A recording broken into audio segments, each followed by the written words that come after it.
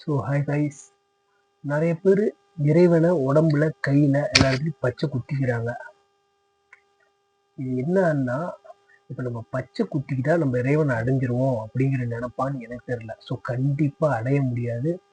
உள்ள இறைவனை உணராமல் நீங்கள் என்னன்னா உடம்பு பூரா 1000 கடவுளையே பச்சை குத்திட்டு இருந்தாலும் இறைவனை அடைய முடியாது. அது எல்லாம் வெளியே இருக்கவங்க பார்க்கறதுக்கு தான். ஓகேங்களா? நீங்கள் ஒரு ஞானியோ சித்தரையோ கேட்டிங்கன்னா, ஒன்றுத்துக்கும் ஆகாத இந்த உடலுக்கு எதுக்கு சிகை அலங்காரம் அப்படின்னு சொல்லுவாங்க. ஓகேங்களா? கடவுள் நீங்கள் இங்கே பச்சை குத்திக்கிறது இல்லாமல் பார்க்க போறாரு. உண்மையான பக்தி எதுன்னு முதல்ல தெரிஞ்சுக்கோங்க. பச்சை குத்துறவங்க நான் தப்பு சொல்லல, அதனால் ஒரு யூஸும் இல்லை.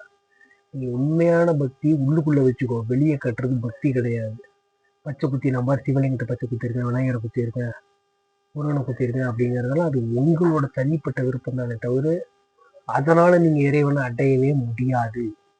ஓகே, ஒன்று புரிஞ்சுக்கோங்க. உங்களை நீங்கள் என்னைக்கு உணர்றீங்க அப்போ தான் நீங்கள் இறைவனை அடைய முடியுமே தவிர இந்த பச்சை இந்த எதுக்கும் ஆகாத இந்த உடல் தோல் மேலே நீங்கள் எத்தனை ஓவியங்களை வரைஞ்சாலும் அது இறைவன்கிட்ட உங்களை கொண்டு போய் சேர்க்காது. அதை முதல்ல புரிஞ்சுக்கோங்க. ஓம் நமச்சிவாய. எம் குமரவேல்.